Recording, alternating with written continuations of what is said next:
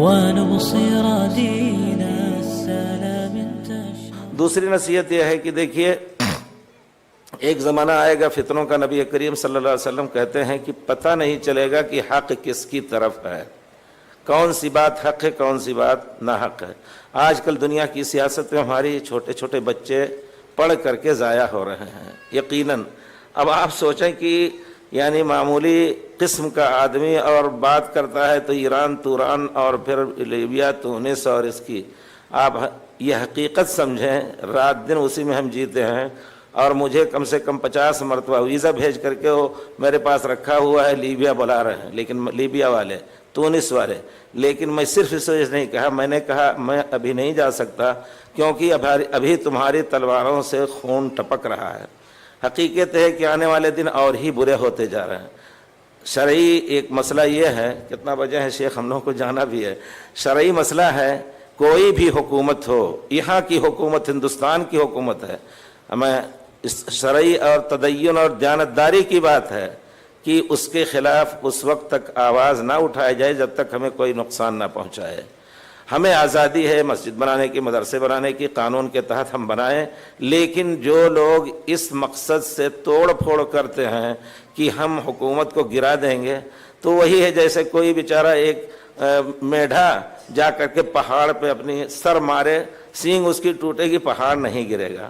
یہ شرعی مسئلہ ہے، یعنی میں کہہ رہا ہوں دیانتداری کی بات ہے. پیارے رسول صلی اللہ علیہ وسلم نے حبشہ میں ہجرت کرنے کا صحابہ کا کیوں حکم دیا؟ کیونکہ وہاں پناہ ملی. برطانیہ میں لوگ ہیں، وہاں بھاگ کر کے اپنے ملکوں سے بھاگ کر کے پناہ لیے ہیں، لیکن کچھ ایسے سرفرے ہیں جو اخوانی یا حزب التحریر، جو ان کا نام اردن میں حزب التحریر ہے اور وہی مصر کے اخوانی. ہم نے ان کو کہتے ہائیڈ پارک میں کھڑے ہو کر کے تقریر کر رہا ہے کہ وہاں آپ جائیں، آج کے دن کوئی بھی کچھ بھی لے کر کے مائکروفون چیختا رہے، 2-4-10 آدمی اکٹھا ہو جائیں گے. تو وہاں کہتا ہے کہ ہمارے اوپر ضروری ہے کہ اس ملک میں جہاد کریں اور ملکہ برطانیہ کو ہم برقع پہنائیں. ایسے کہہ رہا ہے. سبحان اللہ. یہ بیوقوف کیا سوچ رہے ہیں یہ لوگ؟ جس حکومت نے پناہ دیا، کھا پی رہے ہو، اپنے ملک سے تو بھگائے گئے اور بھاگ کر کے بزدلی سے ادھر چلے آئے. اگر شیر تھے تو ہی لڑنا چاہیے تھا تم کو. اپنے ملک سے بھاگ کر کے آئے اور یہاں جس حکومت نے پناہ دیا، اگر وہ بھوکے مر رہے ہیں تو حکومت ان کو کھانا بھی دے گی. اس کے باوجود یہ خیانت ہے یقیناً. کسی بھی ملک میں، آپ انڈیا میں ہیں، اس قسم کا فکر بالکل ذہن میں نہ لائیں، توڑ پھوڑ یا ایسی تنظیم کے ساتھ شرکت. ہاں یہ شرعی مسئلہ ہے، اگر کوئی ہمارے اوپر حملہ کر رہا ہے تو ہم بڑھ کر کے اس دفاع کریں گے. یہ پوری دنیا کا حق ہے. ایک بلی کو بھی اگر زک دیں گے ہم تو آخر میں عاجز ہو کر کے وہ پنجہ مار دے گی. یہ شرعی حق ہے.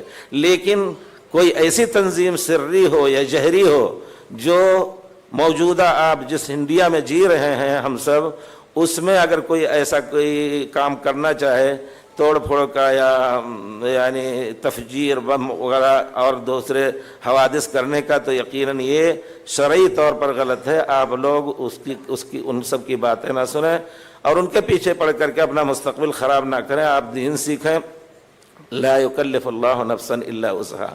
آپ کے اوپر علم دین کا سیکھنا فرض ہے، اور وہ کام جو چند یعنی پاگل لوگ جو آپ کو بلا رہے ہیں جس کی طرف جو کام کرنے کے لیے، اس کا مکلف اللہ نے ہرگز نہیں، بلکہ جائز بھی نہیں کہا ہے.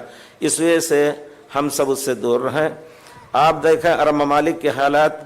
اب لیبیا کے اندر جو حالت ہے کہ چلتے پھرتے گاڑی روک کر کے اور لڑکیوں کو اٹھا لے جاتے ہیں، بندوق سے مار دیا.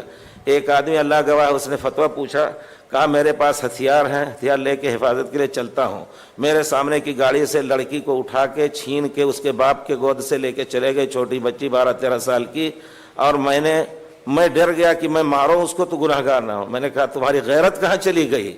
تم کو تو بڑھ کر کے اس کو مار کر کے قوم کی بچی کو بچانا چاہیے. ایسے میں تو یہ حالت اس وقت ہے. رو رہے ہیں سب، کہتے ہیں قذافی بہت اچھا تھا.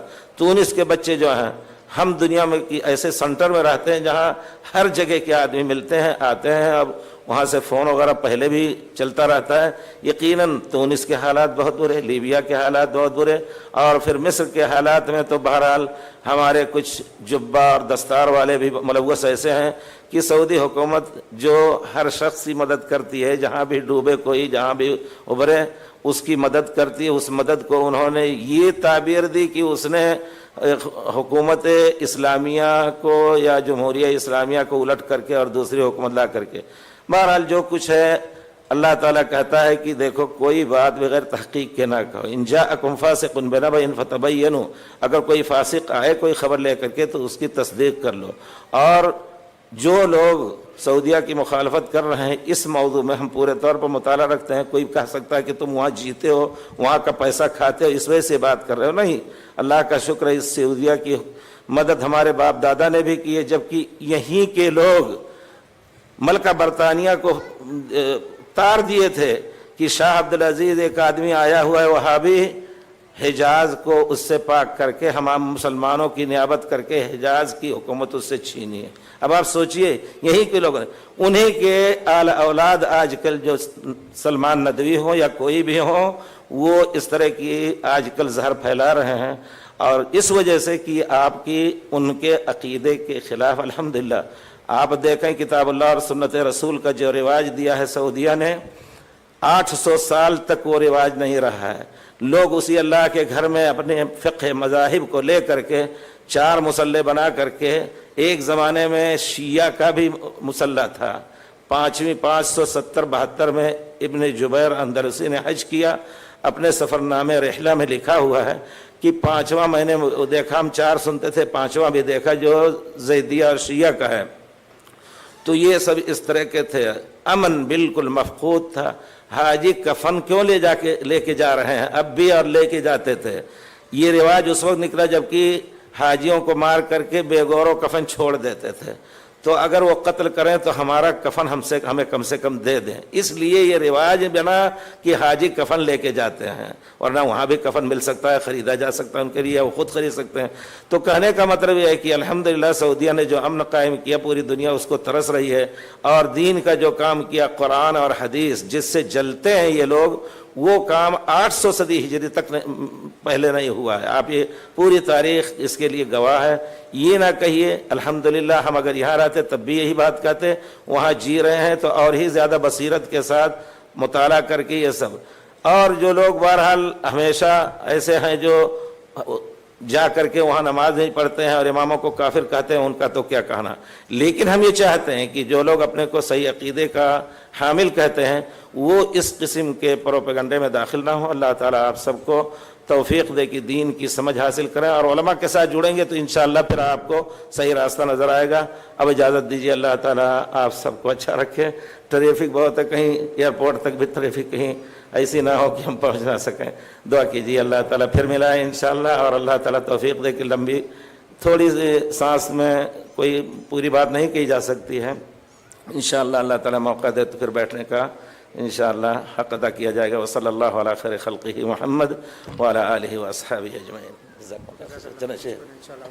اللہ یبارک فیک.